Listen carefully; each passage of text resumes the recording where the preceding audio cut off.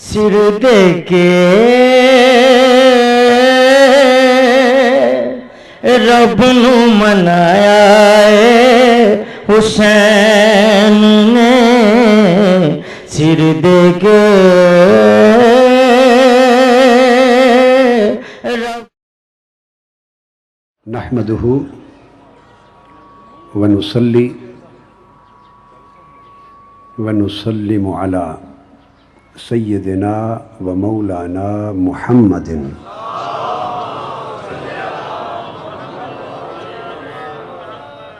رسوله النبي الأمين المكين الحنين الكريم الرؤوف الرحيم وعلى آله الطيبين الطاهرين المعتصمين وصحبه الكرام المتقين المنتجبين. أما بعد، فأعوذ بالله من الشيطان الرجيم. بسم الله الرحمن الرحيم. وأنذر عشيرتك الأقربين. صدق اللہ مولانا العظیم. مشائخ علماء کرام، عزاداران حسین، محبان اہل بیت اور غلامان مصطفیٰ و مرتضیٰ، الحمدللہ تعالی آج کہ اس مجلس حسین میں، جس میں میں حسین کے دادا کا ذکر کر رہا،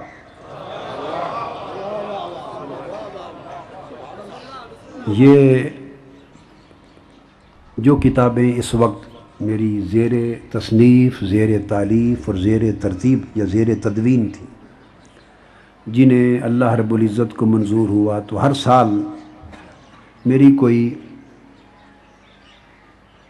15، 20، 25 کے قریب، 2 درجن کے قریب ہر سال میری نئی تصانیف چھپ جاتی.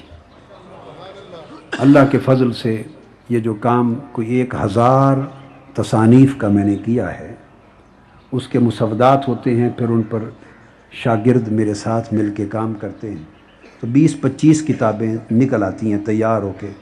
آدھی اس میں سے کم و بیش، کبھی کم کبھی زیادہ، ربیع الاول کے موقع پر شب میلاد کو آتی ہیں، آدھی 27ویں رمضان المبارک اور عشرہ اعتکاف میں آتی ہیں. جو کتابیں 10-15 اس شب میلاد تک تیار ہو کے آنے والی ہیں،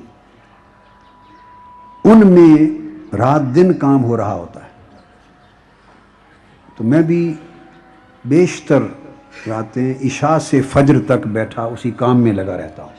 عشاء سے فجر اور بعد از فجر سونا ہوتا ہے بیشتر اوقات. ان کتابوں میں ایک نہایت نمایاں کتاب، تاریخی کتاب، وہ ایمان ابی طالب پر ہے جو میں لکھ رہا ہوں، اور اس کا نام میں نے رکھا ہے، یہ انشاءاللہ ربیع الاول تک آ جائے گی، اس کا نام رکھا ہے القول الغالب. القول الغالب فی ایمان ابی طالب. اس کتاب میں ایک باب، یعنی کئی ابواب ہوں گے نا، 10، 15، 20 ابواب ہوں گے اس کتاب کے، ان میں سے ایک باب میں نے ایسا قائم کیا کہ اس میں آقا علیہ الصلوۃ والسلام کی حیات مبارکہ اور حضرت ابو طالب کی حیات مبارکہ سے کتب حدیث اور کتب سیر سے براہ راست دلائل لے کر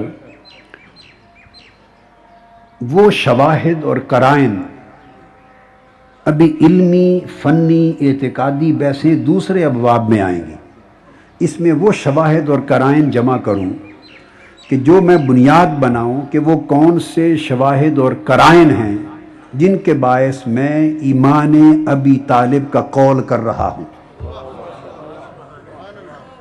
بیان کر رہا ہوں. تو وہ شواہد اور قرائن جمع کروں. تو اس باب کو لکھنا شروع کیا، اور یہ صرف اس باب کی بات کر رہا ہوں، باقی تو ہر بحث آئے گی. مگر وہ جب لکھنا شروع کیا شواہد و قرائن، تو وہ اس ایک باب میں ایمان ابی طالب پر میں نے 70 شواہد اور قرائن جمع کر دیے۔ 70، ان 70 قرائن میں سے آج 10 بیان کروں گا۔ وہ 70 تیار ہیں، مگر ایک مجلس اتنی ہی کی متحمل ہو سکتی، 10 بیان کروں گا، مگر الحمدللہ تعالی وہ 10 پھر جب آگے لوگ سنیں گے تو یہ ہزاروں دلائل پر یہ 10 ہی بھاری رہیں گے۔ تو علی جابا صاحب جب آئے تو اس کتاب کا ذکر چل نکلا، انہوں نے سن لیا، تو پھر مجھے پیغام بھیجا علی رضا رضوی صاحب اور ہمارے حضرت علامہ حجت الاسلام سید علی غضنفر کراروی صاحب کے ذریعے کہ کیا اس مجلس میں ایمان ابی طالب پر آپ خطاب کرنا پسند کریں گے؟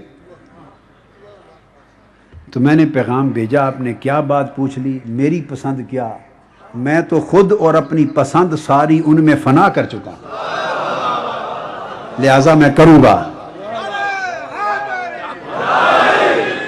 سو کتاب بعد میں آئے گی اور اس موضوع پر خطاب آج پہلے ہو رہا ہے۔ یہ ایک تمہید تھی، اب بغیر کسی تمہیدی گفتگو کے میری عادت نہیں، یہ اس کا تھوڑا پس منظر بیان کیا اور موضوع پر آ جاتے ہیں۔ وہ جو باب ہے 70 قرائن کا، وہ پرنٹ بھی ہو رہے ہیں نا کمپیوٹر پہ ساتھ ساتھ کتاب کے لیے، اسی کے 10 قرائن کا مواد کمپیوٹر کا اپنی کتاب کا میں ساتھ لایا ہوں، جو دلائل اور شواہد حوالہ جات سے آپ کو بیان کرنے ہیں۔ میں نے ابتدا کی اس آیہ کریمہ سے، جس میں اللہ رب العزت نے فرمایا بعثت کے بعد جب حکم آ گیا اعلان نبوت کا اور اظہار نبوت کا، تو حکم آیا کہ یہ پیغام سب سے پہلے اپنے اقربا تک پہنچا دیں، اپنے گھر والوں تک پہنچا دیں، خاندان والوں تک پہنچا دیں۔ وَأَنذِرْ عَشِيرَتَكَ الْأَقْرَبِينَ، اقربین اپنے اقربا کو پہنچا دیں۔ قُلْ لَا أَسْأَلُكُمْ عَلَيْهِ أَجْرًا إِلَّا الْمَوَدَّةَ فِي الْقُرْبَى، حکم آیا کہ یہ پیغام سب سے پہلے اپنے قربا تک پہنچا دیں، اپنے قربا تک، اقربین تک پہنچا دیں۔ یہاں آگے بڑھ جاؤں گا، ایک جملہ میں نے بولا ہے اس کی وضاحت کرتا چلوں، کیونکہ اس میں بھی ایک نقطہ آ جائے گا۔ میں نے کہا کہ جب بعثت ہوئی اور حکم آیا کہ نبوت کا اعلان و اظہار کر دیں، اس وقت عمر مبارک 40 برس تھی، عمر مبارک 40 برس تھی، تو اعلان تو 40 برس کی عمر میں کیا، لیکن جب تک اعلان نہ کیا ہو اس کا مطلب یہ نہیں کہ نبی نہ تھے۔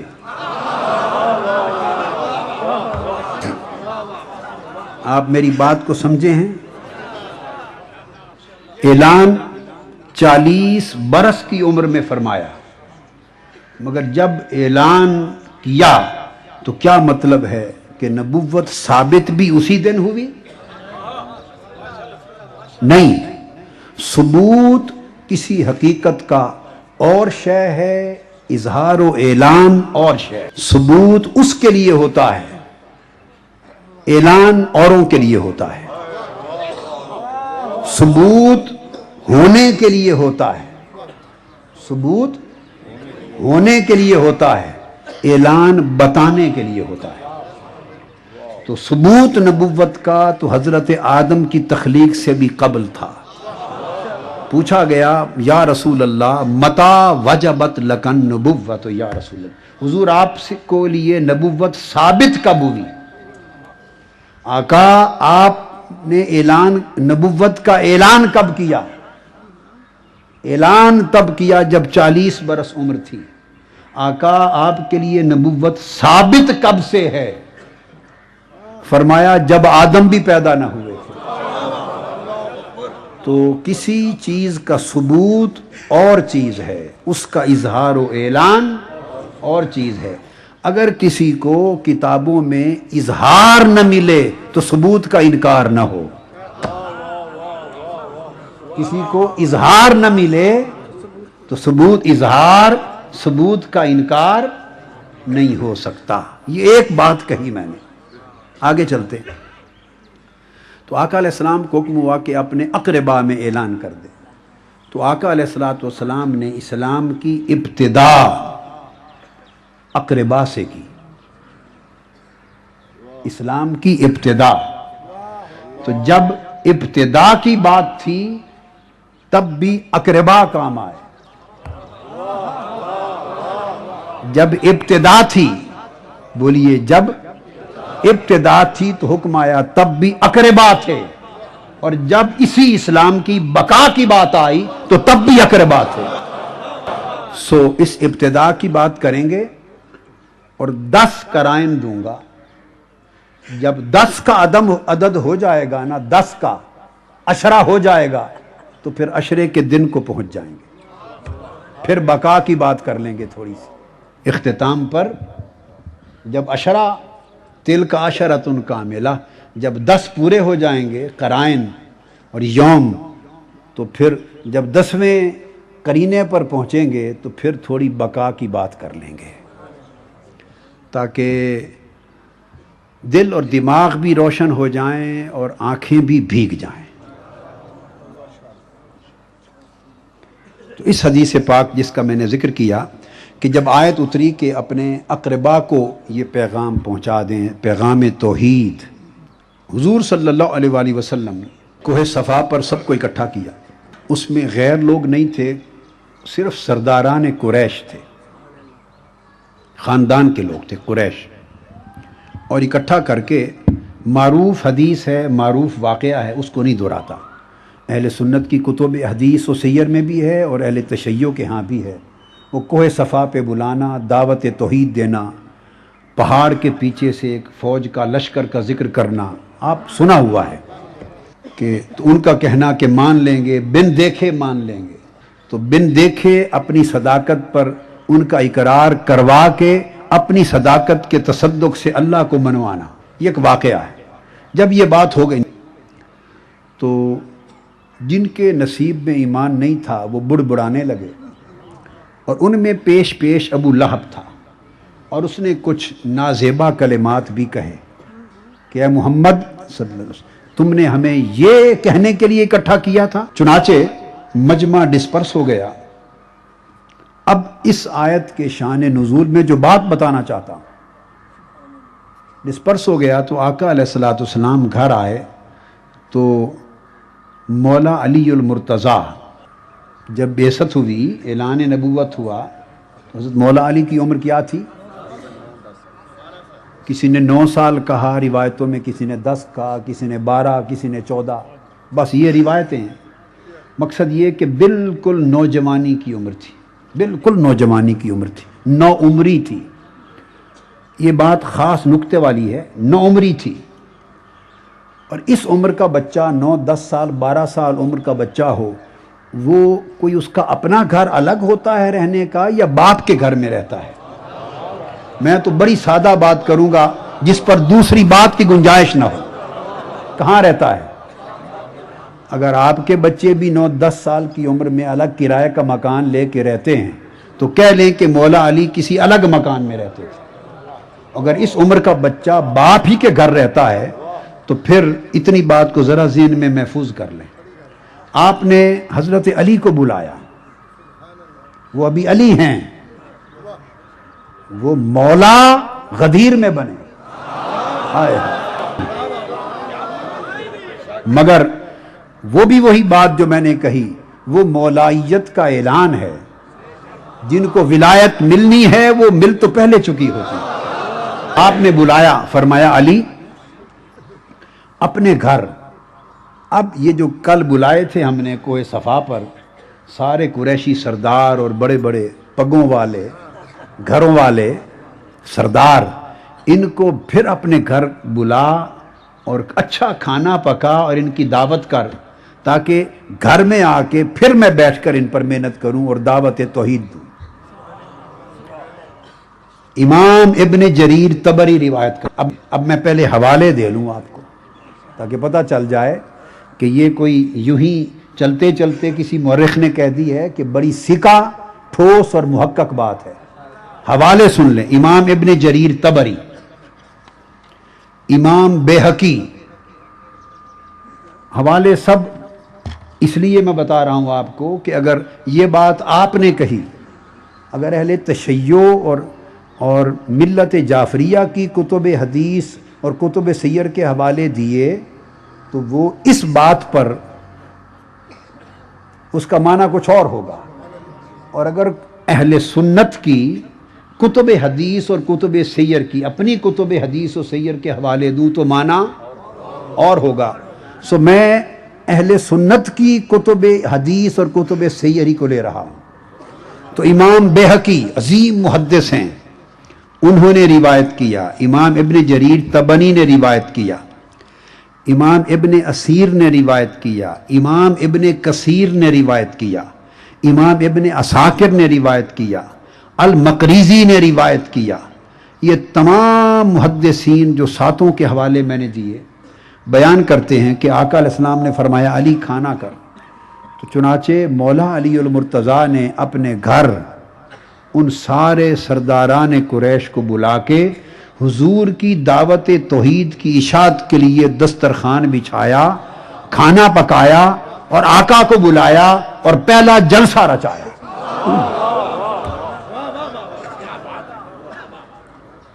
اب وہ بات میری اس کے ساتھ جوڑ لیں، یہ گھر علی کا تھا یا ابی طالب کا تھا؟ یہ بولیے، یہ گھر علی کا تھا یا ابو طالب کا تھا؟ کس کے گھر دسترخوان بچھ رہا ہے؟ کون سرداران قریش کو دعوت توحید سنوانے کے لیے گھر کھانا پکا رہا ہے؟ کون دعوت کا اہتمام کر رہا ہے؟ گوشت پک رہا ہے، ران پکی ہے، کتابوں میں ہے. کون بکرے ذبح کر رہا ہے؟ گھر سے خرچ کر کے منعقد کر رہا ہے مجلس دعوت توحید کی. یہ گھر ابو طالب کا ہے. دار ارقم، حضرت ارقم کا گھر دعوت توحید اور دعوت اسلام کا مرکز جو چھپے چھپے تبلیغ ہوتی تھی 3 سال تک، وہ مرکز توحید بعد میں بنا ہے. سب سے پہلا جو گھر مرکز دعوت توحید بنا وہ دار ابی طالب ہے.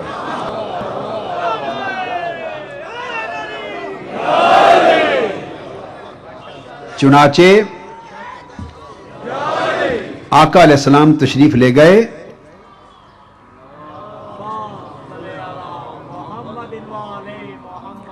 بکری کی رانیں بھونی، پانی دودھ کے کٹورے رکھے، اہتمام سے کھانا بنایا اور سرداران قریش کو بٹھایا اور آقا علیہ السلام کو بلا کے انہوں نے کہا کہ میرے حبیب اب آپ بیان فرمائیں.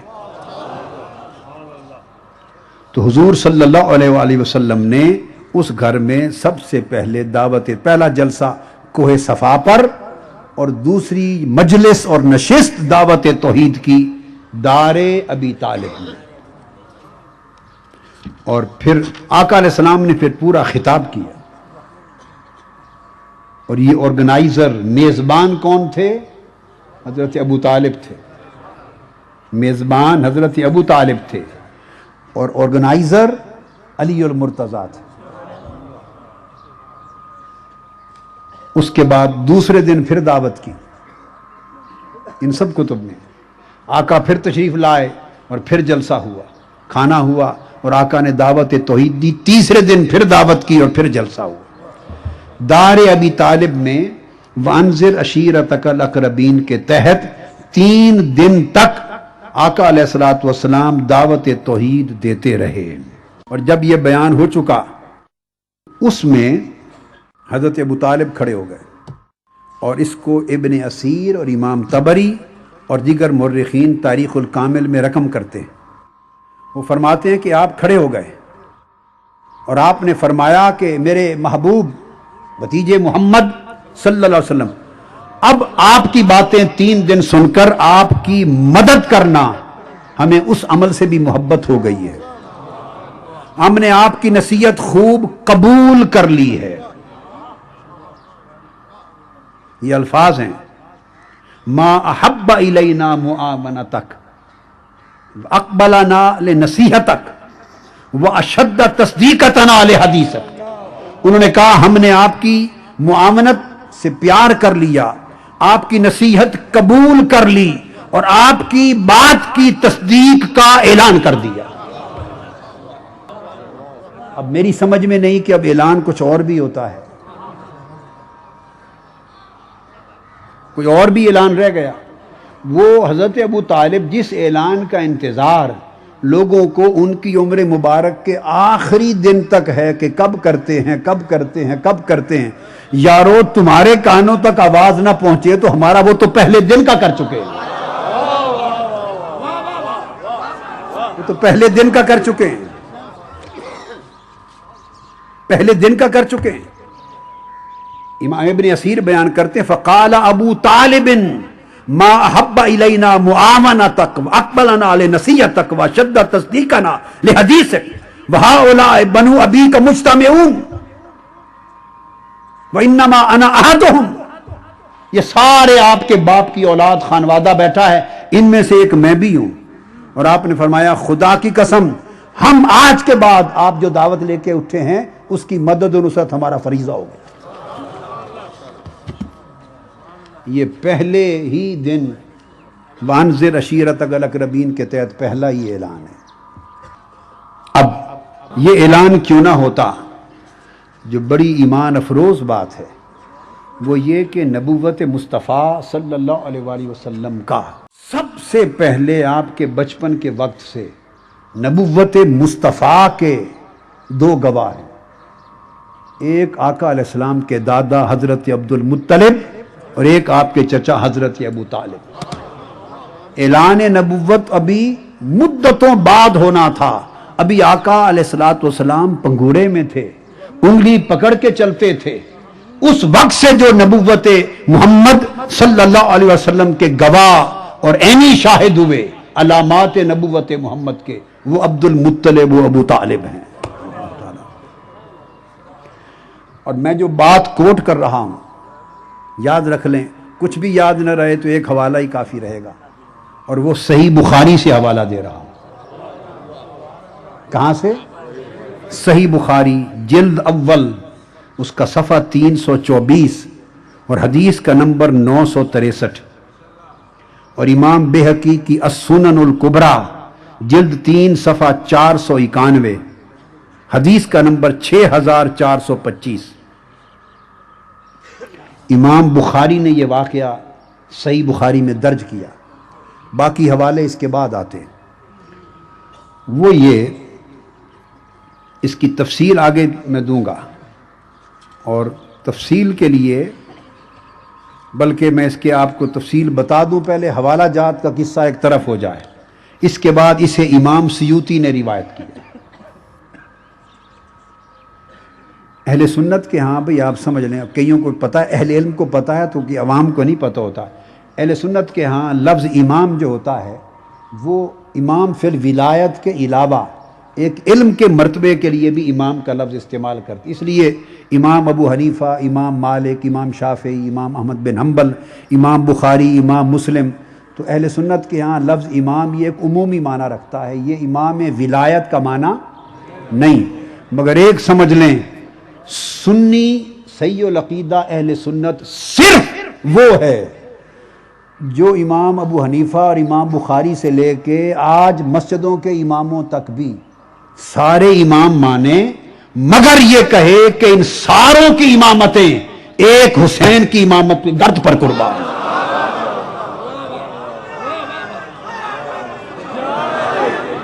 جو ان سارے امام حسین کی گرد پر قربان کرے وہ اہل سنت ہے. اللہ کے بندو, 1400 سال میں 10,000 لوگوں کو, ہستیوں کو, بزرگوں کو امام ماننے والوں, 10,000 بزرگوں کو امام ماننے والوں, سب 10,000 اکابر کو, لاکھ اکابر کو, بزرگوں کو امام کہتے ہو, صبح و شام کہتے ہو, اور جب اس ذات کی بات آتی ہے کہ کہ इमामत जिनके कदमों से निकली है वहां नहीं कहते।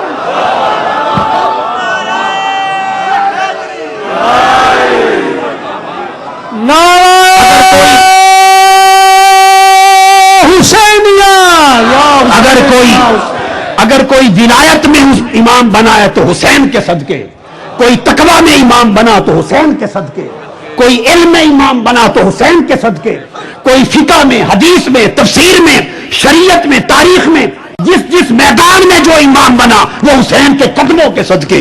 हर किसी को इमाम कहते हुए खुशी करते हो, और जब इमामतों के इमामों के इमाम की बात आती है, जिसकी झोली की खैरात में इमामत बढ़ती है, वहां हजरत हुसैन कहते हैं। और आपको पता है, अहले सुन्नत होने के नाते मैं फिक्ही मशरब में हनफी हूं। अपनी फिक्ही मशरब में मैं इमाम अबू हनीफा का मुकल्लिद हूं, हनफी हूं। तो मेरी फिका में इमाम अबू हनीफा वो इसलिए इमाम है, मेरा फिका का इमाम हजरत इमाम अबू हनीफा इसलिए मेरा इमाम है कि वो इमाम जाफर सादिक और इमाम मोहम्मद बाकिर का गुलाम है। और उन्होंने खुद कहा, हुसैन को फकत हजरत हुसैन कह के चल पड़ने वालों और इमाम कहने से कतराने वालों, इमाम अबू हनीफा ने फरमाया, इमाम अबू हनीफा में फरमाया, जिसको फिका के अहले सुन्नत के फिका के सब इमाम आजम कहते हैं। उन्होंने कहा, लौलस सनातान लहलकन नामान, खुदा की इज्जत की कसम, अगर इमाम मोहम्मद बाकिर और इमाम जाफर सादिक के कदमों में जो मैं 2 साल बैठा, अगर मेरी जिंदगी में वो 2 साल ना होते तो मैं हलाक हो गया होता। अरे ये घराना तो ये तो वो इमाम हैं, ये वो इमाम है जो इनके कदमों में 2 साल बैठ जाए वो इमाम आजम बन जाए, जो इनके कदमों में बैठ जाए इमाम हो जाए। तो मुझे तो खुदा की इज्जत की कसम, इमामत से ऊपर चुके नबुव्वत हो नहीं सकती, नबुव्वत हो नहीं सकती, खत्म नबुव्वत है। हुजूर के बाद कोई किसी को नबी कहे काफिर होगा, नबुव्वत हो नहीं सकती। और इमामत से ऊपर कोई और लफ्ज नजर आता, मैं हुसैन को इमाम ना कहता, वो लफ्ज कहता, इमाम से ऊपर कुछ होता। वो तो इमाम कदमों से इमाम बनाने वाले हैं। ये तो फातिमा ज़हरा का घराना है, जो उनके दर पे साइल हो जाए इमाम हो जाए। वो तो इमामत खैरात में दे देते हैं, हाय हाय हाय, वो तो खैरात में दे देते हैं। तो मैं अर्ज कर रहा था कि ये जो तो इमाम जलालुद्दीन सियूती ने रिवायत किया, जो वाक़े आगे बयान करने वाला हूं, मैं यूं ही करूंगा कि हवाले सारे पहले सुना दूं ताकि आपको पता हो कि बात कितनी पुख्ता सनद की है। अल-खसाइसुल कुबरा में इमाम इब्न असाकिर ने बयान किया, इमाम कुस्तुलानी शारे बुखारी उन्होंने बयान किया है, इमाम हलबी साहिब सीरत हलबिया ने बयान किया, अल्लामा अहमद ज़हनी दहलान ने बयान किया, अल्लामा बलाजरी ने बयान किया, अल्लामा शहरस्तानी ने अल मिलल वल निहल में बयान किया। ये तमाम मुहद्दिसीन आइम्मा उलमा ये कसरत के साथ रिवायत करते हैं। वाक़या ये है, वाक़या कि रावी बयान करते हैं कि अहले मक्का में बड़ा शदीद कहत आ गया। आका अलैहिस्सलाम की उम्र मुबारक बहुत थोड़ी थी, छोटी उम्र थी, कहत आ गया, 2 साल कहत रहा।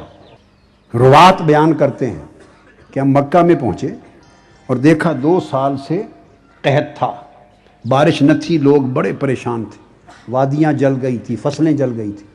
लोग वो कहते हैं कि मैं हरम काबा में पहुंचा, ख़ास बात है, हरम काबा में तो अहले मक्का कुरैश सब लोग परेशान होकर कहत से खाना काबा के पास खड़े होकर दुआ कर रहे थे बारिश की।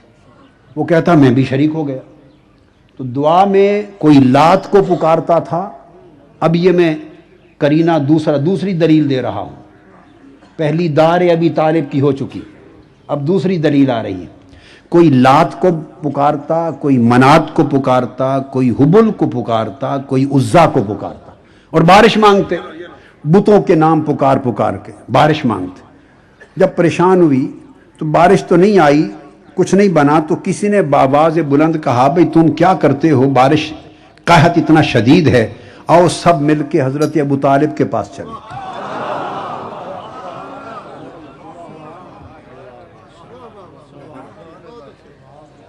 حضرت ابو طالب کے پاس چلے تو کہتے ہیں میں بھی ساتھ ہو لیا، اور سارے اہل مکہ کے معززین کا وفد حضرت ابو طالب کے پاس جا پہنچا بارش کے لیے۔ انہوں نے فرمایا رک جاؤ، ذرا سورج ڈھل لے اور تیز ہوا رک لے۔ فرماتے انتظار کیا، جب سورج ڈھل گیا تو اس کے بعد آپ نے فرمایا، حضور علیہ الصلوۃ والسلام کو ساتھ لے لیا، آقا کو کپڑا لپیٹ کر، آقا بعض روایتوں میں آتا ہے ساتھ انگلی پکڑ لی، بعض میں آیا اٹھا لیا۔ تو حضور صلی اللہ تعالیٰ علیہ وآلہ وسلم بڑی چھوٹی عمر میں تھے، ساتھ لے لیا اور خانہ کعبہ کی طرف لے کے چل پڑے۔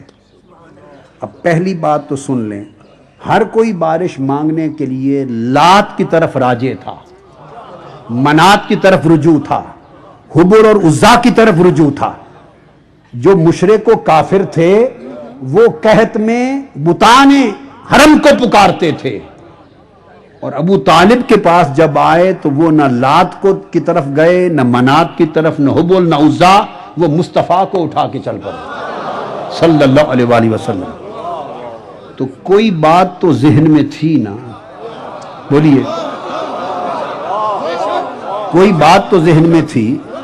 ارے یہ اس وقت کی بات ہے جب ان کی عمر مبارک آقا کی سال 2 سال تھی۔ جنہوں نے سال 2 سال تک اتنا کچھ دیکھ لیا تھا، سال 2 سال کے اندر اتنا کچھ دیکھ لیا تھا کہ 360 بت لات منات حبل عزا انہیں چھوڑ دیا، اور قحط میں ان سب کو چھوڑ کے مصطفیٰ کو اٹھا لیا۔ 2 سال میں اتنی سمجھ آ گئی تھی، تو 40 سال کے بعد اعلان نبوت ہوا، تو 40 سال تک یہ سمجھ نہیں آئی ہوگی کہ ہیں کون، یہ سمجھ نہیں آئی ہوگی کہ ہیں کون۔ قربان جائیں عقل پر، لے کے چل پڑے، اور آقا علیہ السلام کو لے کر تو کہتے ہیں کہ ہاتھوں پر اٹھا لیا، اور آپ کی پشت مبارک کعبۃ اللہ سے لگا دی، حضور کو کعبہ کے ساتھ مس کر دیا، اور کعبۃ اللہ سے مس کر کے اوپر اٹھایا، اور اٹھا کر ہاتھ بلند کر کے کہا اے اللہ، لوگ لات و منات کو پکار رہے تھے، بتان حرم کو، اور جب انہوں نے دعا شروع کی کسی بت کا نام نہیں لیا، کہا اے رب، اے پروردگار، اے باری تعالی۔ 3 بار جملہ کہا، کیا؟ اس بچے کے وسیلے سے بارش دے دے،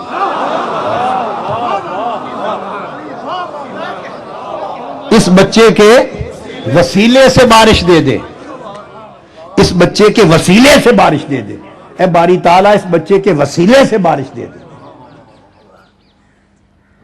کہیں ایسا تو نہیں کہ حضرت ابو طالب پر اعتراض زیادہ اس وجہ سے ہو رہا ہو کہ حضور کا وسیلہ سکھایا انہوں نے دنیا کو۔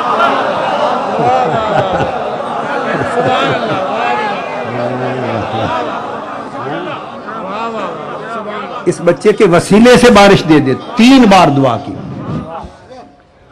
اور وہ کہتے ہیں کہ ابھی ہاتھ ان کے نیچے دیر نہیں گزری تھی، آسمان پر بادل چھا گئے، اور دعا کے کلمات حرم کی فضا میں ابھی گونج رہے تھے کہ موسلا دار بارش شروع ہو گئی، اور اتنی بارش ہوئی کہ صحابہ کہتے ہیں کہ خطرہ ہو گیا کہ کہیں مسجد نہ گر جائے۔ اور اس موقع پر پھر حضرت ابو طالب نے جب بارش ہو گئی اور حضور کا کمال دیکھا، ارہاس بولتے ہیں اس کو، نبوت کے اعلان کے بعد ہو تو معجزہ کہتے ہیں، پہلے ہو تو ارہاس بولتے ہیں، یہ علمی بات سمجھا دی، مگر عرف عام میں آپ معجزہ سمجھ لیں۔ تو اس موقع پر جب یہ معجزہ، یہ برکت دیکھی تو شاعر بھی تھے حضرت ابو طالب، انہوں نے آقا کی شان میں 2 شعر کہے، ہائے ہائے، آقا کی شان میں 2 شعر کہے، اور وہ جو 2 شعر ہیں ان کو امام بخاری نے الجامع الصحیح میں روایت کیا۔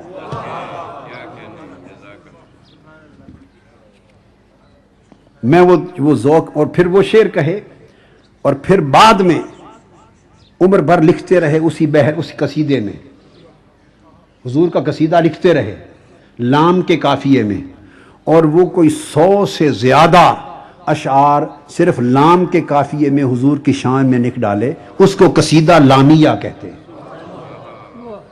قصیدہ۔ باقی تو آپ دیکھتے رہیں گے، صرف ابو طالب کے دیوان کی زیارت کرانے کے لیے دیوان ابی طالب ساتھ لایا ہوں، جی بھر کے زیارت کر لو، میں تو رات دن اندھیروں میں اس کو دیکھتا رہتا ہوں۔ یہ دیوان ابی طالب ہے، اور خرید کر سعودی عرب سے لایا ہوں، سعودی عرب سے خرید کے لایا ہوں، مدینہ طیبہ سے کئی نسخے خریدے، ہر کتاب دنیا سے ایک ایک نسخہ خریدتا ہوں، یہ ہر بار جاتا ہوں تو ایک نسخہ خرید کے لے آتا ہوں، پتہ نہیں کتنے خرید، یہ ڈر رہتا ہے کہیں چھپنا بند نہ ہو جائے، جتنے نسخے خرید لوں۔ تو وہ اس میں فرماتے ہیں، اب میں تھوڑا اجازت دے تو میں اپنے ذوق میں شعر پڑھوں گا، سنیے۔ وَبْيَدَّ يُسْتَسْقَى الْغَمَامُ بِوَجْهِهِ،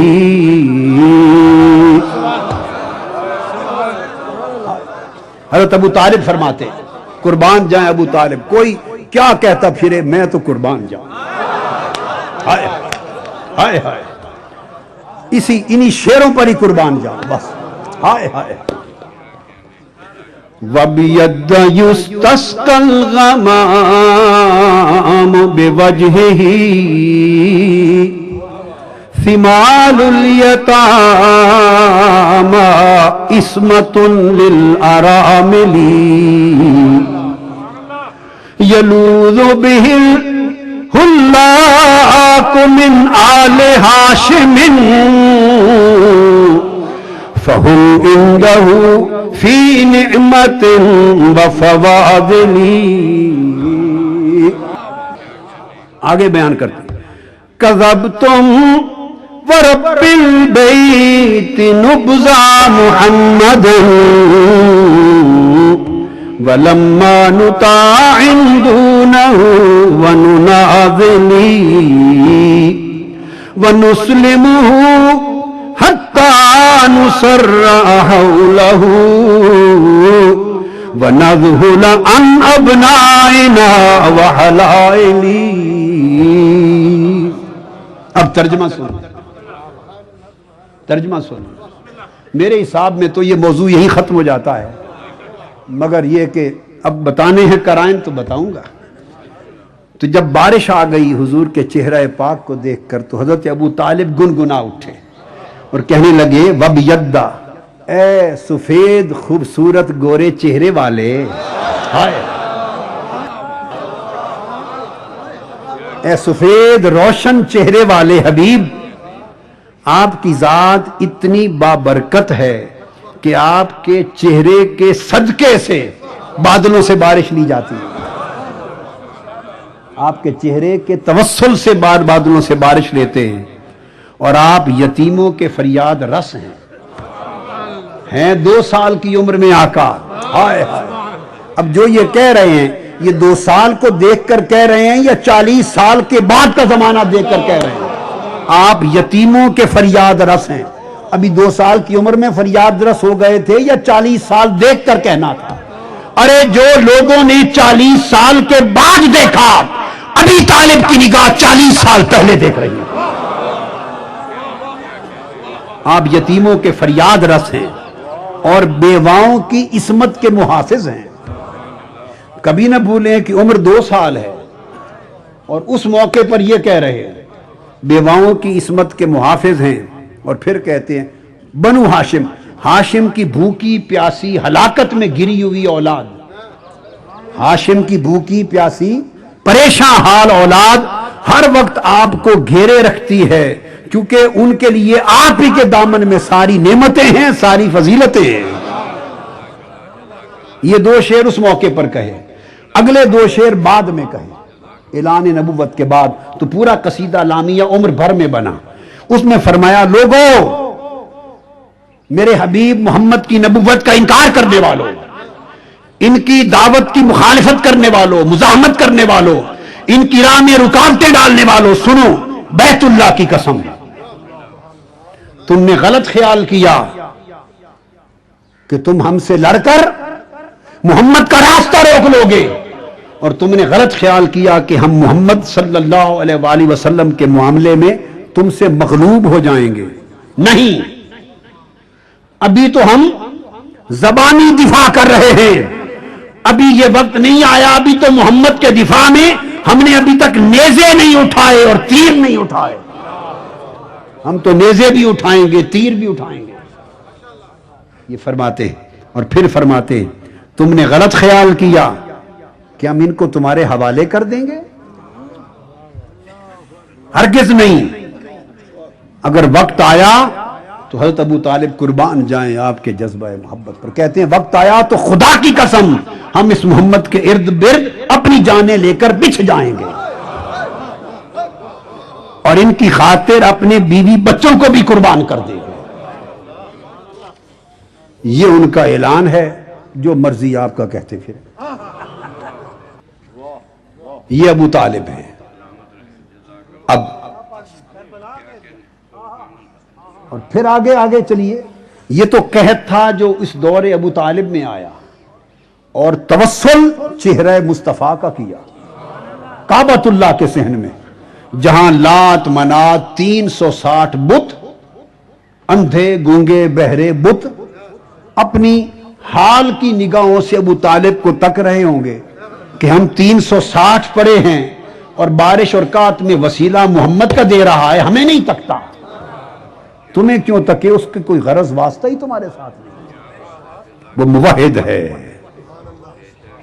اب اگلی حدیث، تیسری دلیل، پھر قحط آقا علیہ السلام کے دور میں آیا، میں جوڑ رہا ہوں، بڑا شدید قحط آیا، اور یہ بھی صحیح بخاری میں ہے، جلد اول صفحہ 127، اور پھر امام ابن حجر اسقلانی نے فتح الباری میں اس تفصیل سے بیان کیا۔ پھر اس کے بعد فتح الباری کے علاوہ یہ پھر ابن عبد البر نے بیان کیا تمہید میں، پھر امام سہیلی نے بیان کیا، پھر امام طبرانی نے بیان کیا المعجم الکبیر میں، اور تمام محدثین میں، جن میں اول امام بخاری الجامع الصحیح میں روایت کرتے ہیں۔ حضرت انس بن مالک راوی کہتے ہیں کہ ہم مدینہ میں تھے، جمعہ کا دن تھا، آقا علیہ السلام منبر پہ تھے، خطبہ ارشاد فرما رہے تھے، اتنا قحط تھا کہ فصلیں سوکھ گئی تھی، لوگ مرنے کو تھے، درخت سوکھ گئے تھے، جل گئے تھے، جانور نڈھال ہو کے مر رہے تھے۔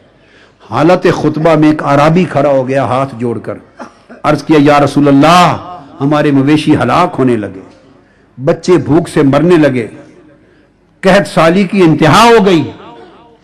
عرض کیا اللہ کے حضور ہمارے لیے بارش کی سفارش کر دیں۔ حدیث پاک میں آتا ہے کہ آقا علیہ السلام کی جب فریاد سنی تو حالت خطبہ میں میرے مصطفیٰ کے دست اقدس اٹھ گئے، اور آپ نے دعا کی۔ صحابہ کہتے ہیں اس ذات کی قسم جس کے قبضہ قدرت میں میری جان ہے، آسمان صاف تھے، بادلوں کا کوئی ٹکڑا نہ تھا، بس ابھی ہاتھ مصطفیٰ کے اٹھے تھے کہ آسمانوں پر بادل امنڈا ہے، اور ہاتھ ابھی نیچے نہیں آئے تھے کہ موسلادھار بارش شروع ہو گئی، حتیٰ کہ آقا جب منبر سے اترے تو ریش مبارک سے پانی ٹپک رہا تھا، اور پھر بارش رہی۔ اگلا دن فرماتے ہیں کہ 8 دن گزر گئے، اگلا جمعہ آ گیا، بارش ایک لمحہ نہیں تھمی۔ آقا علیہ السلام پھر خطبے کے لیے منبر پہ خطبہ جمعہ کے لیے، پھر اعرابی کھڑے ہو گئے، اب وہ راستے بھر گئے، وادیاں پر ہو گئیں، نالے بہنے لگے، لوگوں کے چلنے کی جگہ نہ رہیں، کھڑے ہو گئے، یا رسول اللہ اب مر گئے، خدا کے لیے اب اس بارش کو تھما دیں، روک دیں۔ تو حدیث پاک میں آتا ہے میرے آقا نے انگلی کھڑی کی اور اس طرح کا اللہم حوا علینا ولا علینا، وہ عرش سے فرش تک کائنات ان کے زیر نگی ہے، ہاتھ کھڑا ہوا، عرض کیا باری تعالیٰ ہمارے ارد گرد ہو، اوپر نہ ہو۔ بس جو انگلی کا اشارہ کرتے تھے، صحابہ کہتے ہیں خدا کی قسم بادل پھٹتے جاتے تھے، دوڑتے جاتے تھے، ارد گرد جنہیں ضرورت تھی بارش رہی، جو وادی بھر گئی تھی وہاں رک گئی۔ یہ تو واقعہ حدیث کا۔ امام طبرانی اور امام اسقلانی نے یہاں پر بیان کیا ہے. وہ کہتے ہیں جب منظر یہ ہو چکا تو حدیث پاک میں ہے، کہتے ہیں آقا علیہ السلام یہ منظر دیکھ کے خوش ہوئے، اور اتنے خوش ہوئے لوگوں آپ کے ایمان کی جلا کے لیے یہاں وہ بات آ رہی ہے. جب منظر دیکھ کے خوش ہوئے، اب یہ اس وقت کی بات ہے مدینہ کی، جب حضرت ابو طالب اس دنیا میں اس میں نہیں تھے، مدینہ کی بات ہے.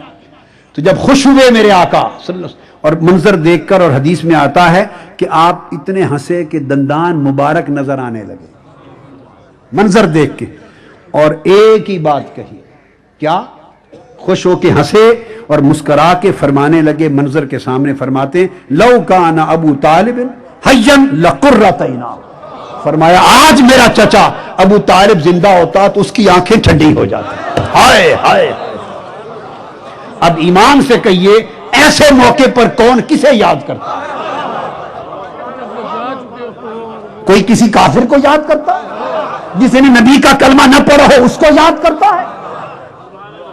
جو دنیا سے حالت کفر میں گیا ہو اسے یاد کرتا ہے؟ یہ بھی کہہ فرما سکتے تھے میرے بابا عبداللہ زندہ ہوتے، میری اماں آمنہ ہوتی، خدیجۃ الکبریٰ ہوتی، فلاں ہوتے، جس نے کا نام چاہتے لے سکتے. مگر ایک وجہ تو یہ تھی، آقا کو وہ یاد تھا کہ جب قحط ہوتا تو میرا چچا ابو طالب مجھے اٹھا کر سینے کعبہ میں لے جا کر میرے چیلے کا وسیلہ دے کر بارش مانگتا تھا، اور بارش آتی تھی. آج وہ چچا ابو طالب زندہ ہوتا اور خدا کی قسم بارش کا یہ منظر دیکھتا تو اس منظر کو دیکھ کر اس کی آنکھیں ٹھنڈی ہو جاتی.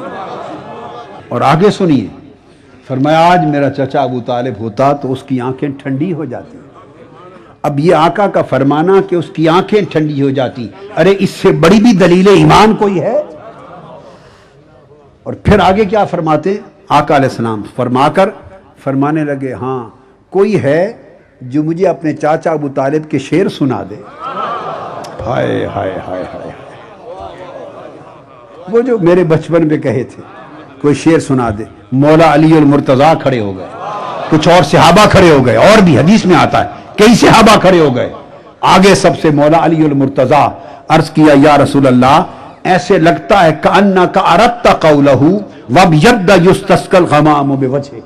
آقا ایسے لگتا ہے کہ آپ ان کا یہ شعر سننا چاہتے ہیں. فرمایا ہاں وہی. پھر مولا علی المرتضیٰ نے یہ شعر گنگنایا. پھر اس کے بعد یہ تو 2 سال کی عمر پر وہ گواہ ہیں نبوت کی علامت کے. اب آقا علیہ السلام کی عمر پاک اور بڑھ جاتی، اور عمر پاک اسی طرح 9 10 سال 11 سال 12 سال کے لگ بھگ ہو جاتی. اس زمانے کے بھی علامات نبوت کے، اب دادا نہیں تھے، عبد المطلب نہیں تھے، اب تنہا ابو طالب گواہ ہیں. ان کی گواہی حضور کی نبوت پر اعلان نبوت سے پہلے 40 سالوں پر محیط ہے. ارے اتنی بڑی گواہی 40 سالوں پر محیط ہے. آقا علیہ السلام کے بچپن، قریش تاجروں کا قافلہ، حضرت ابو طالب اس کے سربراہ، چونکہ متولی کعبہ آپ تھے اور سوسائٹی میں ان کو امامت و سربراہی کا درجہ حاصل تھا، وہ متولی کعبہ تھے. تو وہ قافلہ عرب تاجروں کا، آقا علیہ السلام بھی چچا کے ساتھ چل پڑے. تو وہ لے کے چل پڑے تھے روم، ملک شام کی طرف جا رہے تھے، ملک شام کی طرف. راستے میں، اور یہ جو حدیث بتا رہا ہوں واقعہ، یہ جامع ترمذی میں حدیث ہے. جامع ترمذی مرقم حدیث جو جلدیں ہیں نئی، اس کی جلد 6 صفحہ 14 حدیث کا نمبر 3920. حضرت ابو موسیٰ اشعری راوی ہیں کہ چل پڑے. راستے میں پہنچتے پہنچتے ایک مقام آیا اور وہاں اس مقام پر جا کے رکے. وہ بحیرہ راہب کی جگہ تھی. آقا علیہ السلام کو جب اتارنے لگے تو وہ دوڑ کر بحیرہ راہب، ضعیف العمر راہب تھا. یہ وہی راہب ہے جس سے حضرت سلمان فارسی ان کے شاگرد تھے، اس کی زیر تربیت تھے. اس سے حضور کی باتیں سن سن کر حضرت سلمان فارسی غائبانہ عاشق مصطفیٰ ہو گئے تھے، اور وہ ان سے باتیں سن کر مدینہ آ گئے تھے کسی یہودی کے غلام بن کر، تاکہ جب یار یہاں آئے گا تو پھر میں حضور کی غلامی میں چلا جاؤں گا.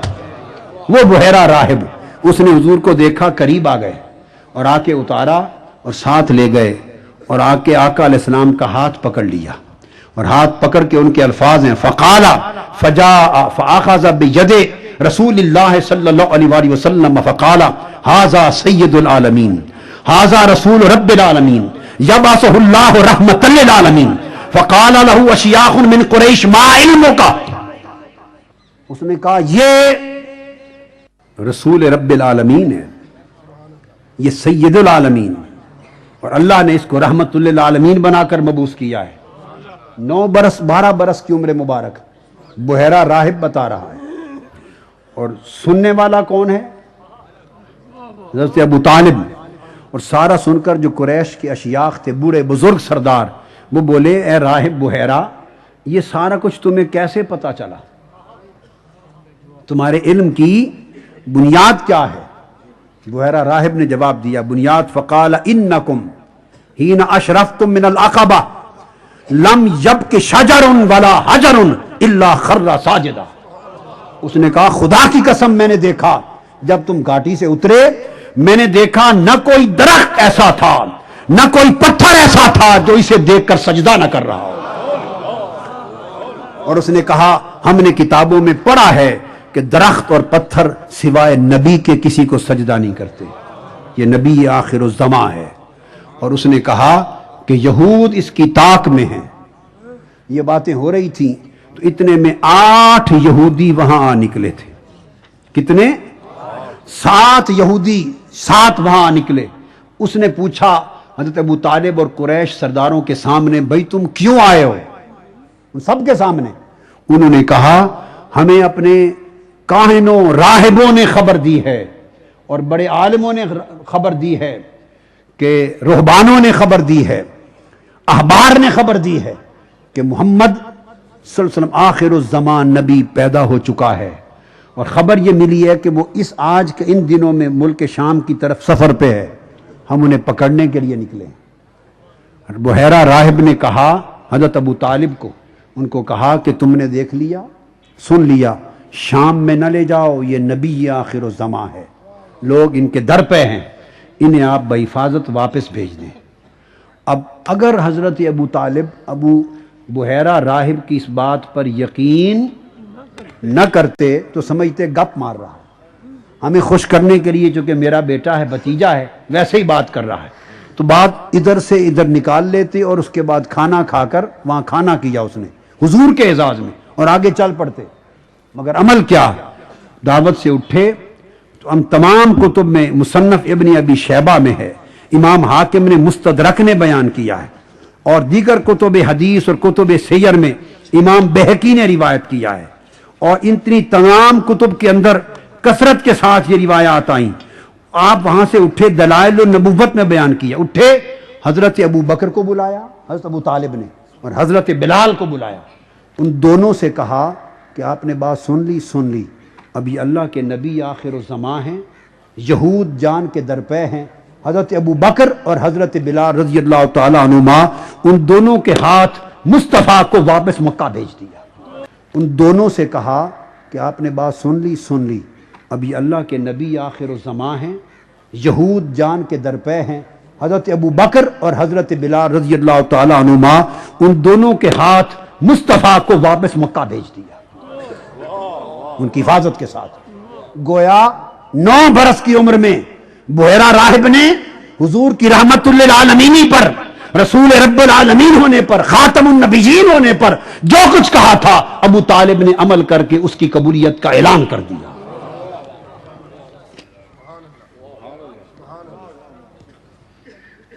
آگے پھر ابو طالب کے ایمان پر بات کرتے ہوئے ہمیں اس نقطے پر غور کرنا چاہیے کہ ان کا طرز عمل تاجدار کائنات کے ساتھ کیا تھا۔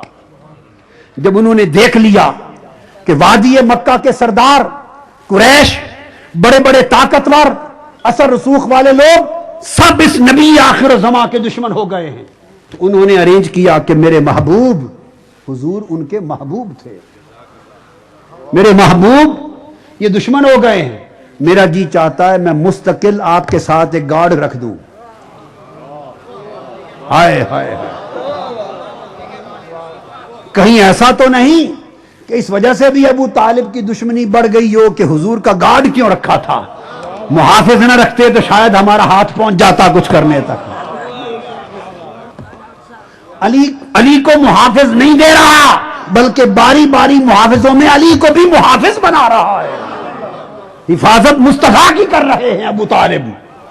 تو کچھ تو سمجھ ہے نا بات کی۔ ہائے ہائے ہائے ہائے، یہ ان کا طرز عمل ہے۔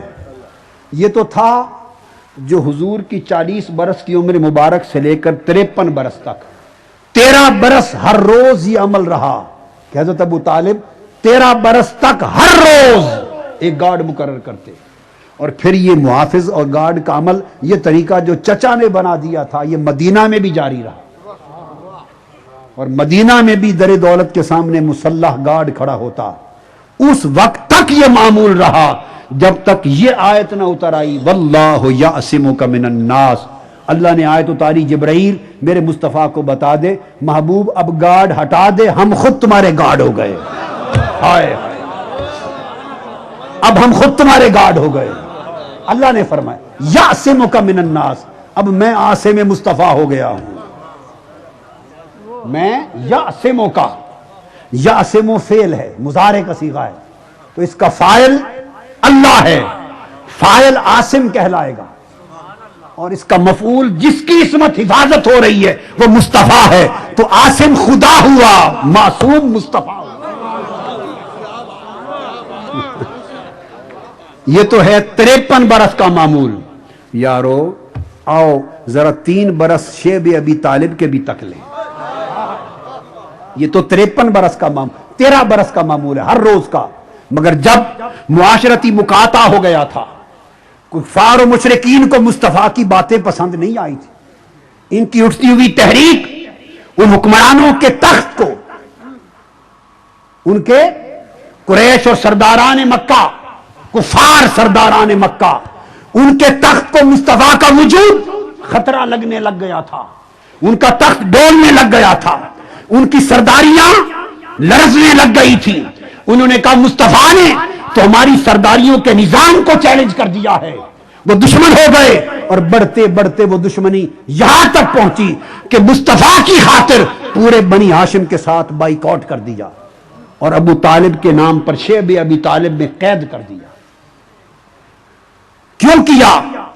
ان سرداران قریش کافروں کے اس تخت کو خطرہ لاحق ہوا وجود مصطفیٰ سے، کہ یہ تخت ظلم و جبر کا تخت، جہالت و کفر کا تخت یہ لرز رہا ہے۔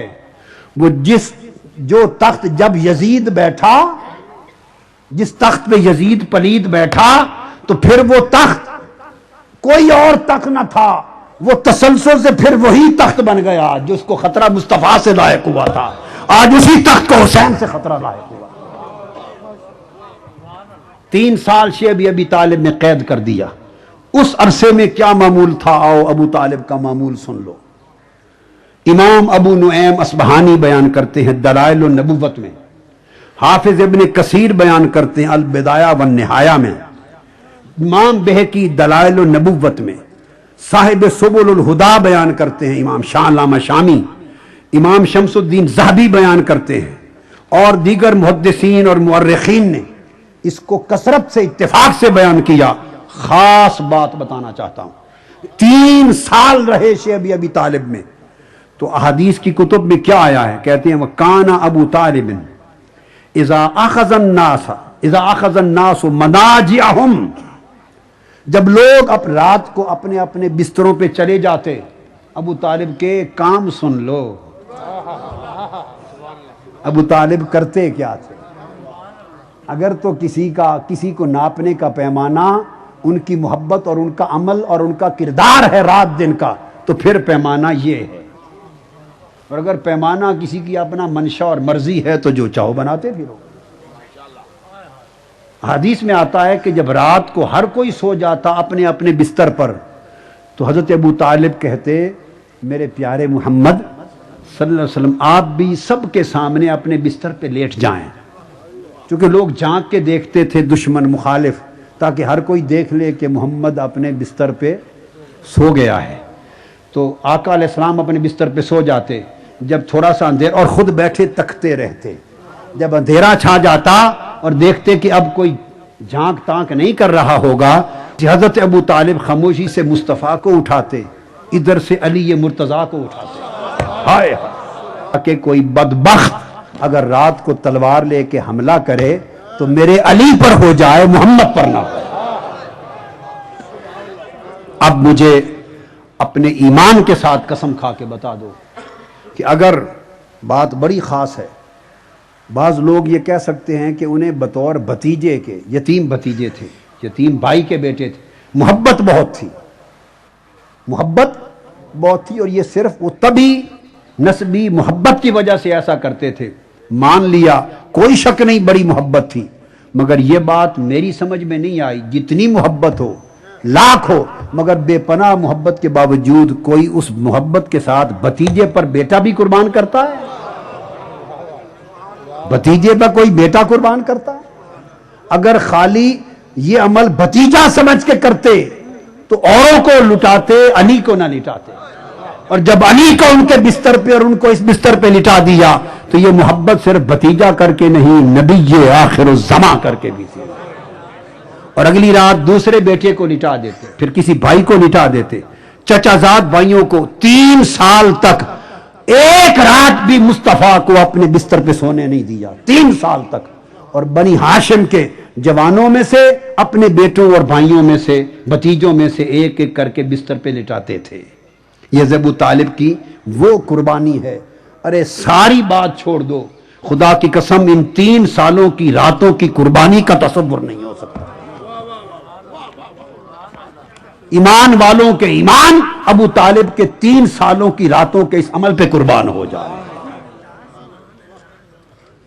اور پھر آگے ایک بڑی خاص 7ویں دلیل اور قرینہ دے رہا ہوں، بڑی توجہ سے بات دل و دماغ میں اتارنے کی ہے۔ میری نظر میں 2 واقعے گزرے ہیں۔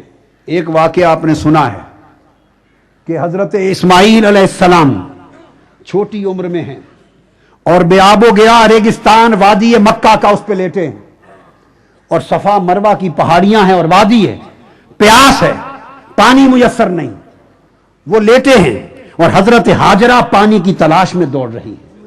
ان کے دوڑنے نے صفا مروہ کو شاعر اللہ بنا دیا۔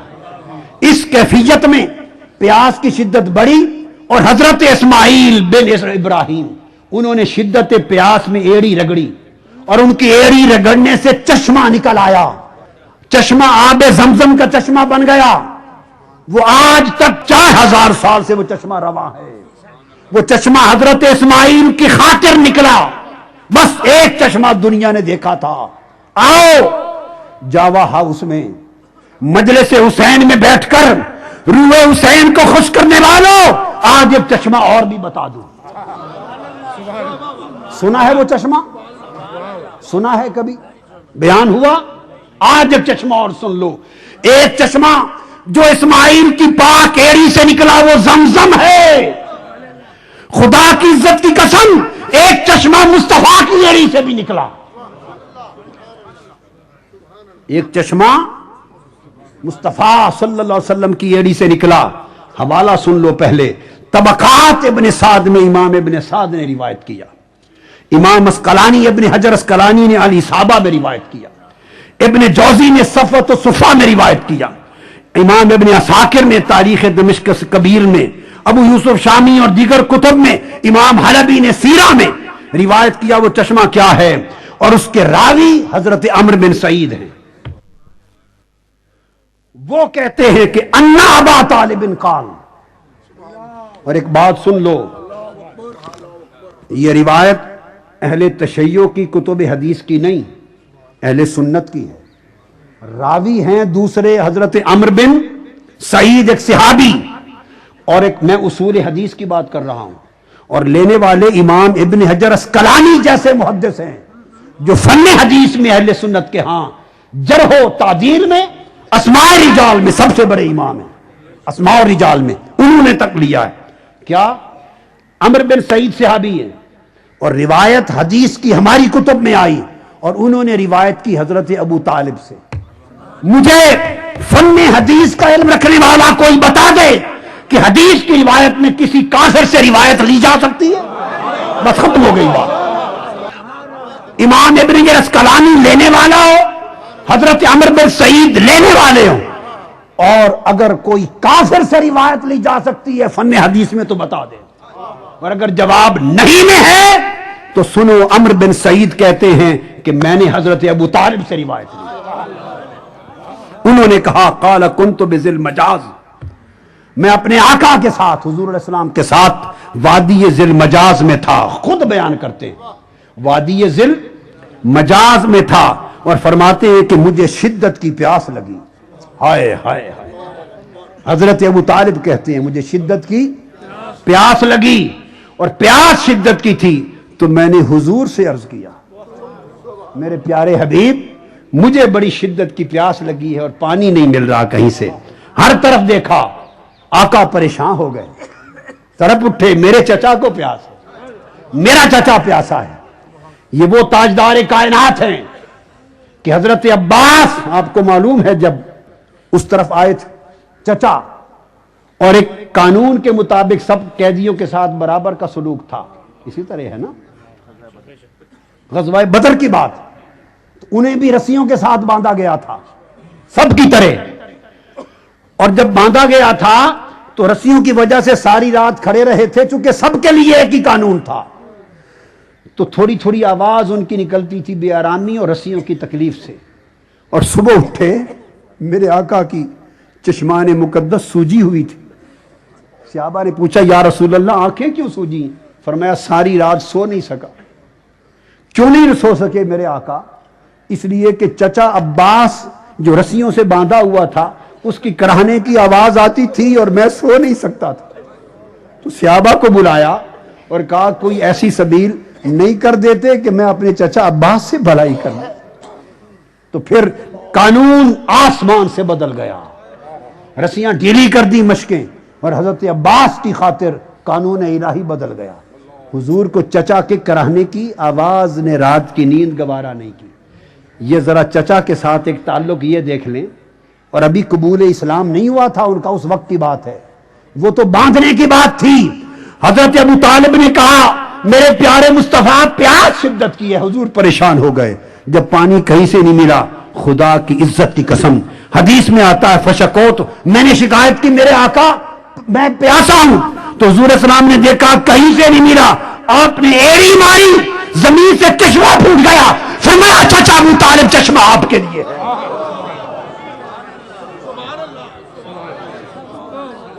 ایڑی سے چشمہ نکال کے چچا کو پانی پلایا۔ واقعہ تو محدثین بیان کر گئے، ہر کوئی بیان کر گیا، مگر جو راز اس سے میری سمجھ میں آیا وہ یہ کہ وہ تاجدار کائنات جو دنیا میں ایک لمحے کی پیاس ابو طالب کی گوارا نہیں کرتا، جو دنیا میں ایک لمحے کی دنیاوی پیاس جس مصطفیٰ کو گوارا رہی ہے، اور ایک غیرت ایمانی سے پوچھو اسے آخرت میں ابو طالب کی پیاس گوارا ہوگی؟ جو ایک لمحے کی پیاس پر گوارا نہیں اور ایڑی مار کے چشمہ دے دیتا ہے، اور آخرت کی پیاس ہو تو خدا جانے لاکھوں چشمے مصطفیٰ چچا کو دے دے گا۔ کیسے ممکن ہے کہ وہ گوارا ہو؟ اور میں بات کو ختم کرنے کی طرف لا رہا ہوں، مضمون تو طویل ہے، چھوڑ رہا ہوں، ایک آخری بات یہاں کر کے باقی مضمون چھوڑ کر آگے چل پڑتے ہیں جو اختتام کی طرف، ابتدا کی بات کر لی، بقا کی طرف آتے ہیں۔ اور آخری یہ خاص بات کہنا چاہتا ہوں، باقی دلائل تو میں نے کہا 70 شواہد صرف ایک باب میں دیے ہیں، انشاءاللہ تعالی پھر آپ وہ ملتے رہیں گے۔ تمام کتب میں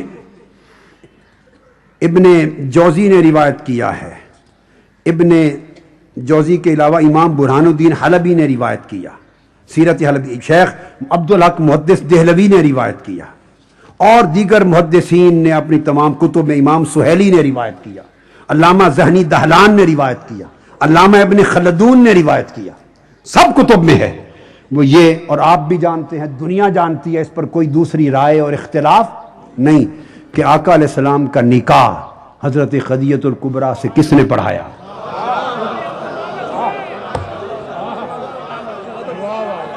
خطبہ نکاح کس نے پڑھایا؟ خطبہ نکاح کس نے پڑھایا؟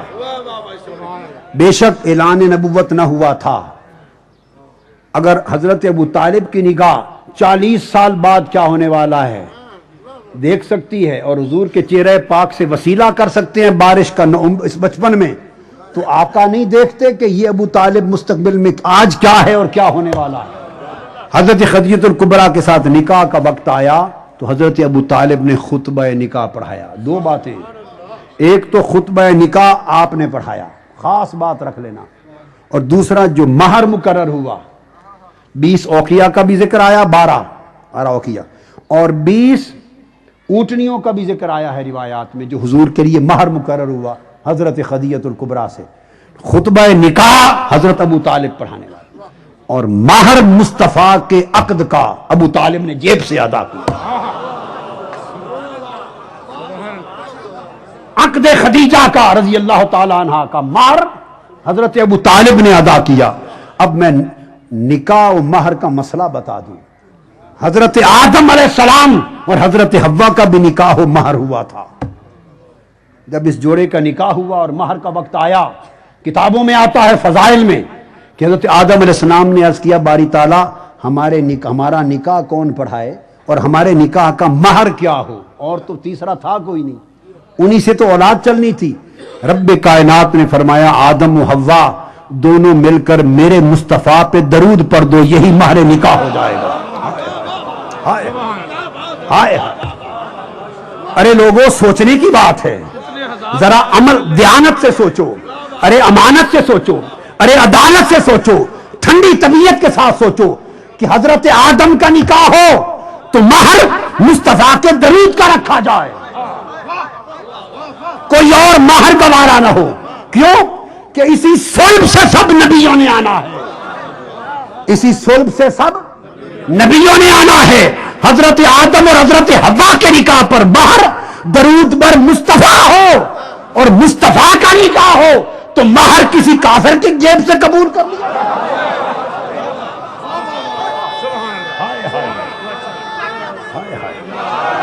ہائے ہائے، مصطفیٰ کا نکاح ہو۔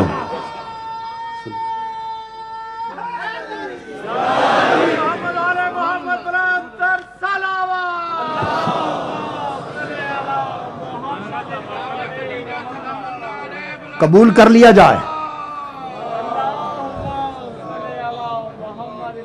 آپ نے صرف خطبہ نکاح نہیں پڑھایا، مہر نکاح بھی خود جیب سے ادا کیا۔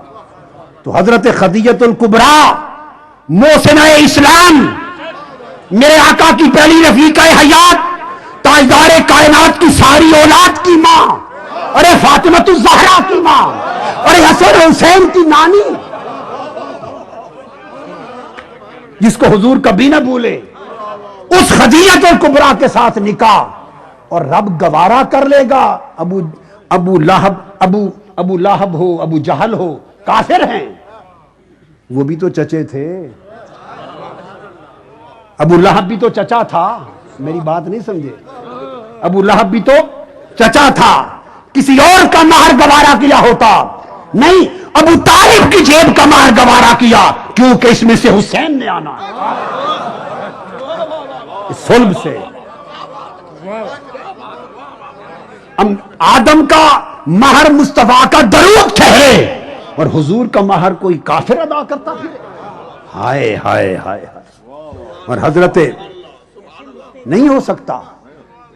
آپ نے مہر ادا کیا، اور اس لیے کہ اس مہر کے سے، اس نکاح سے، اس صلب میں جو اولاد پیدا ہونی ہے، اور ان کو منتخب کیوں کیا حضرت ابو طالب؟ اس لیے ان کو پتا تھا کہ جب دعوت توحید کا وقت آئے گا، اشاعت اسلام کا وقت آئے گا، تو اس وقت اسلام کی ابتدا، پہلی دعوت، پہلی مجلس، پہلا جلسہ، پہلا پیغام، اسلام کی ابتدا بھی ابو طالب کے گھر سے ہوگی، اور جب اس اسلام کی بقا کا وقت آئے گا تو اسی کی اولاد کے در سے ہوگی۔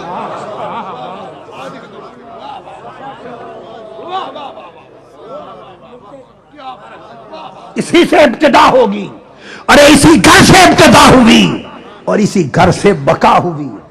اسلام کی ابتدا بھی یہ گھر اور اسلام کی بقا بھی یہ کر.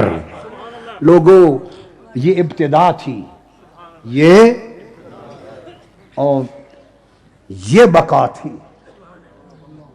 اسلام کی بقا کے لیے آقا کی یہی آل سفر کر کے پہنچ چکی ہے. یہی آل مصطفیٰ کی پہنچ چکی ہے. بقا کا وقت آ گیا ہے. امام علی مقام نے آخری لمحہ جب جسد پاک گھوڑے سے نیچے آ گیا ہے، اس وقت آواز دی ہے. آخری وقت تھا، بھائی بہن میں پیار بہت تھا. حضرت زینب، بی بی زینب اور امام حسین میں پیار بہت تھا. اور کتابوں میں آتا ہے، میں نے پڑھا ہے، اتنا پیار تھا کہ مدینہ میں بی بی زینب جب نماز کے لیے کھڑی ہوتی، نماز پنجگانہ کے لیے مصلی پر کھڑی ہوتی، ہائے ہائے، تو مصلی پر کھڑی نماز شروع کرنے سے پہلے آواز دے کر کمروں میں آ جا کے نماز شروع کرنے سے پہلے حسین کو دیکھتی تھی. معلوم نہیں نماز سے پہلے کیوں دیکھتی تھی. دیکھ کر نماز میں شامل ہوتی. شاید خیال آتا ممکن ہے نماز زندگی کی آخری نماز ہو تو حسین کو دیکھ کے پڑھ لو. یہ پیار تھا.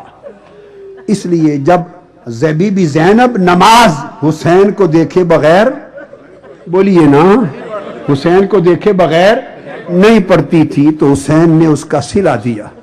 آواز دی، بی بی بہن زینب آخری نماز پڑھنے لگا ہوں، آج میں تمہیں دیکھوں. میں بھی آخری نماز پڑھنے لگا ہوں. آواز دی.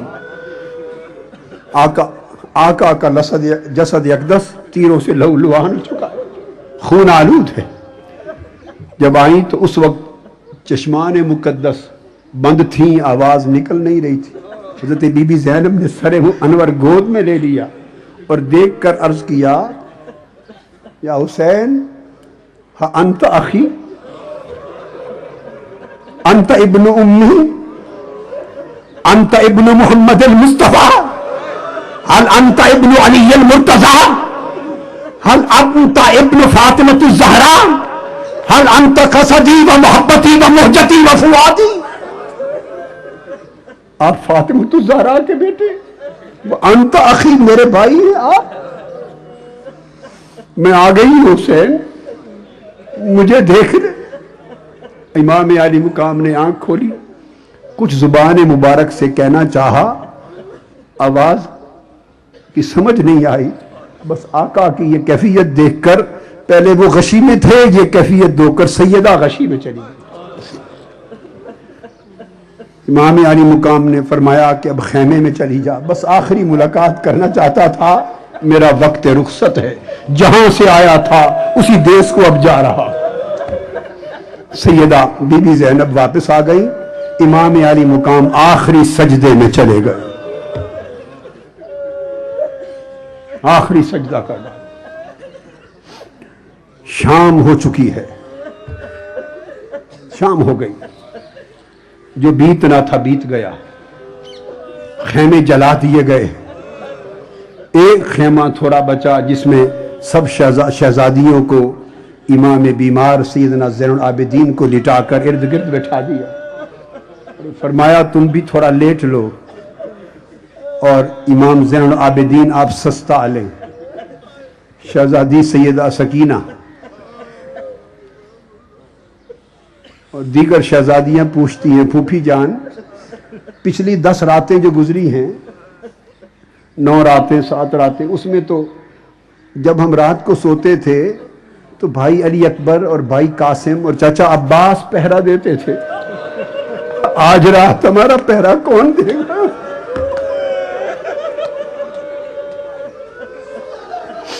آج رات پہرا کون دے گا؟ سیدہ فرماتی ہیں کہ بیٹے آج میں خود پہرا دوں گی. شہزادیوں کو اونگ آ گئی. رات جاگتے جاگتے سیدہ کو بھی اونگ آ گئی. ابھی ہلکی سی نیم خوابی ہے، جاگ رہی ہیں، کچھ آنکھ بند ہے.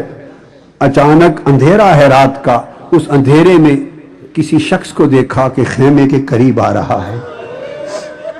परेशान हो गई कि खुदा खैर करे, रात के अंधेरे में कौन हमारे खेमे में आ रहा है? कोई मर्द भी नहीं है आज हिफाजत करने वाला, कौन है, किस इरादे से आ रहा है? जब वो करीब खेमे के दरवाजे पर आ गए, पर्दा नकाब पोश, सैयदा बीबी ज़ैनब पूछती हैं, ये बतूल ज़हरा की बेटियों का खेमा है? ताजदार कायनात रसूल की बेटियों की जगह है और पर्दे का इतना अच्छा इंतजाम नहीं। कौन हो खुदा के लिए हमारे अंदर ना आना? कौन हो आने वाले? वो पर्दा हटा के जवाब देते हैं, बेटा अली ये मुर्तजा आया हूं और आज रात आपका पहरा देने आया हूं।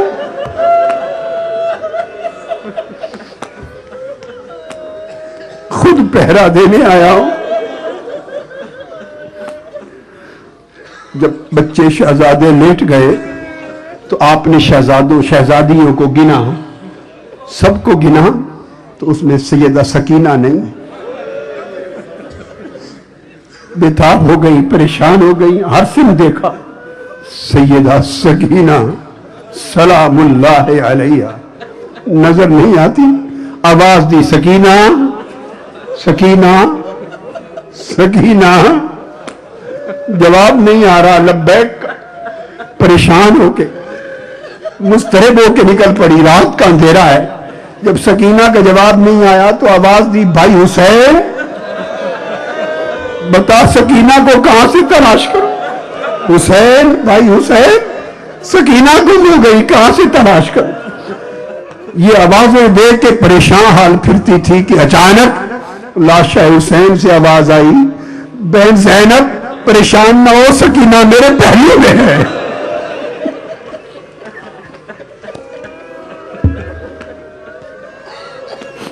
सैयदा ज़ैनब पहुंची तो सैयदा सकीना इमाम आली मुकाम के सीने पे सर रख के पहलू में आराम कर रही है, जैसे हर रात आराम किया करती। उठा के प्यार से ले आई। दोस्तों, 11 मुहर्रम को लुटा हुआ काफिला शहीदान करबला के सरे अकदस नेज़ों पर और बगैर कजावों के और कुछ कजावों के ऊँटनियों पर शहजादियां और बतूल ज़हरा की बेटियां, लफ्ज़ जिगर मुस्तफ़ा की काफिला 11 मुहर्रम को चल पड़ा है और कूफे में पहुंचा है। कूफे में पहुंचा है। कूफे में 1 महीना 7 दिन कैद में कूफे में रखा गया। 1 महीना 7 दिन। शाम के वक्त कूफे में पहुंचा है काफिला और चूंकि इब्ने ज़ियाद ने कहा मैं सुबह मिलूंगा, कायनात के मालिकों का काफिला, शहजादियों का काफिला, उस बदबख्त जहन्नमी बेईमान और लईन इब्ने ज़ियाद की खातिर सारी रात दरवाजा बंद फसीलों के बाहर खड़ा किया गया। अगली सुबह अंदर दाखिल हुआ। ये वही कूफा है जहां 4 दिन पहले सैयदा ज़ैनब बाबा अली के जमाने खिलाफत में रह कर गई हैं। ये वही कूफा है जहां रह कर गई और शहर कूफा की औरतें जिनके जोड़े सीधे करने और कदम चूमने आती थी, उस कूफा में आज असीर होके सैयदा ज़ैनब आई। एक जगह बाजार में जाके रोक दिया, तंग जगह है, खातून बैठी, रोक लिया गया काफिला, परेशान हाल है। एक खातून करीब आ जाती है और पूछती है, बीबी ये कौन कैदी है? चूंकि ऐलान करवाए जा रहे थे कि ये इस्लामी हुकूमत के खिलाफ कुछ लोग जो बागी हो गए थे, तो बागियों को शिकस्त हो गई है और वो मारे गए हैं और उनके घर वाले कैदी बना लिए गए हैं। वो एक औरत आके पूछती है, बीबी ये आप जो बागियों का काफिला कैदियों का, ये कौन से कैदी है, कौन बागी है? सैयदा ज़ैनब जवाब देती है, बीबी ये इतरत मुस्तफ़ा के से कैदी है, ज़ुर्रियत मुस्तफ़ा से है कैदी। औरत कांप गई। उसने करीब होके पूछा कि बीबी आपका क्या ताल्लुक है, आप कौन है? आपका चेहरा सैयदा बतूल ज़हरा फातिमा ज़हरा की बड़ी बेटी के साथ मिलता है। وہ یہاں رہتے تھے علی مرتضیٰ کے زمانے میں، ان کی گھر حاضری کے لیے جاتے تھے. میں نے دیکھا ان کی جو بڑی بیٹی تھی زینب، آپ کے نقش چہرہ انہی کے ساتھ ملتا ہے. بتائیے آپ کی کیا رشتہ داری ہے ان کے ساتھ؟ آنکھوں میں آنسو آ گئے. فرمانے لگی وہ زینب میں ہی ہوں.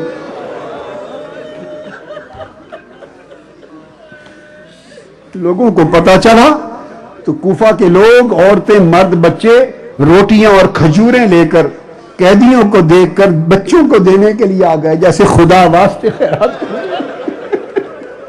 بی بی زینب نے کہا نہیں، ہم آل رسول پہ صدقہ حرام ہے، ہمیں بھوکا رہنا گوارا ہے، خیرات نہ دو. 1.25 مہینہ قیام کے بعد آپ کو واپس دمشق کی طرف یزید کی اطلاع آئی، خط کے ذریعے، بدبخت لعین کی، اب پیش کیا جائے میرے دربار میں. 1.25 مہینہ کے بعد قافلہ روانہ ہوا. 2 دن کربلا میں رکے اور پھر دمشق چل پڑے. جب دمشق پہنچے، رستے میں ایک مقام آیا. اس مقام پر پہنچ کر رات کا وقت ہے، قیام ہوا. پھر آپ نے کجاموں میں اونٹنیوں پر شہزادیوں کو گنا. سکینہ پھر نظر نہیں آتی، پھر نظر نہیں آتی. آواز دی سکینہ سکینہ، نہیں ملی. پریشان ہوئی. آپ اتر آئی بےتاب ہو کر. پیچھے یہ ہوا تھا کہ سیدہ سکینہ بار بار بابا حسین کا سر اقدس جو دیکھتی تھی وہ روتی تھی. بابا کا سر دیکھ کے روتی تھی. اور بدبخت جو ساربان تھا وہ جھڑکتا تھا، وہ پھر اور روتی تھی، بابا کو پکارتی تھی، بابا حسین بابا حسین. وہ جھڑکتا تھا. اس بدبخت نے اس کا رونا دیکھ کر سیدہ سکینہ کا بازو پکڑ کے جو کھینچا تو جھٹک کے نیچے گرا دیا. اونٹنی پر قافلہ چل پڑا. سیدہ سکینہ خوف زدہ ہو کر بے ہوش ہو گئی تھی، اور جب ہوش میں آئی تو قافلہ جا چکا تھا. دوڑتی دوڑتی دوڑتی قافلہ مل نہ سکا. بہت دور گئی تو جب شمار میں نہیں آئی تو سیدہ زینب دوڑی، اور سیدہ زینب دوڑ کر پیچھے پہنچی. دوڑ کر آواز دیتی سکینہ سکینہ. ایک جگہ جا کر رات کے اندھیرے میں کوئی بیٹھا ہوا نظر آیا، پردہ پوش. قریب چلی گئی، جا کے پوچھا، با پردہ خاتون ہے پردے میں. پوچھا بی بی کون ہے آپ؟ اور آگے دیکھا تو سیدہ سکینہ کو اس خاتون نے گود میں لیا ہوا ہے. پوچھا بی بی اللہ آپ کو اجر دے، یتیموں پہ تو نے احسان کیا ہے، یتیموں پہ شفقت کی ہے، میری سکینہ کی اس صحرا میں تنہائی میں حفاظت کی ہے، اللہ تمہیں اجر دے. بی بی کون ہو؟ انہیں چہرے اقدس سے پردہ اٹھایا، کہا بیٹی زینب تیری ماں فاطمہ ہوں.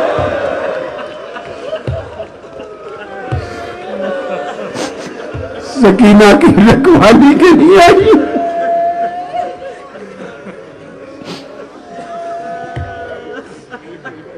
زاداران قافلہ بالآخر دمشق کے بازار میں جا پہنچا اور بات بھی ختم کرنے لگا ہوں.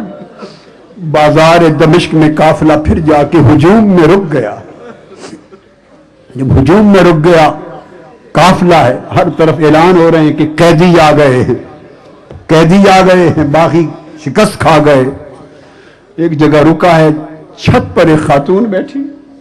اس نے دیکھا کہ قیدیوں کا قافلہ ہے اور رکا ہوا ہے.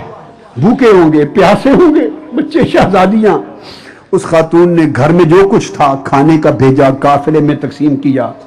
کپڑے تھے، چادریں بھیج دی، لباس بھیج دیے، کھانا بھیج دیا، کھجوریں بھیج دی. قیدی سمجھ کر تقسیم کرتی رہی.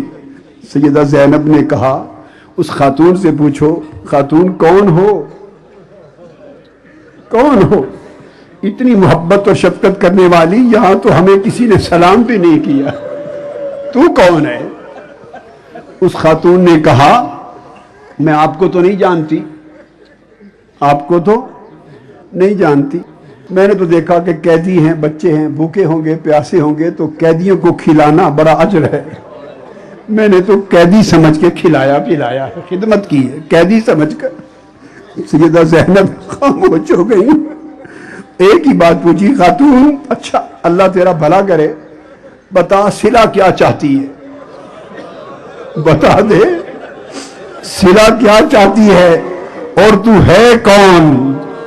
اس خاتون نے کہا میں مدینہ کے ایک یہودی کی بیٹی ہوں اور سیدہ فاطمہ الزہرا کے ہاتھ پر اسلام قبول کیا تھا۔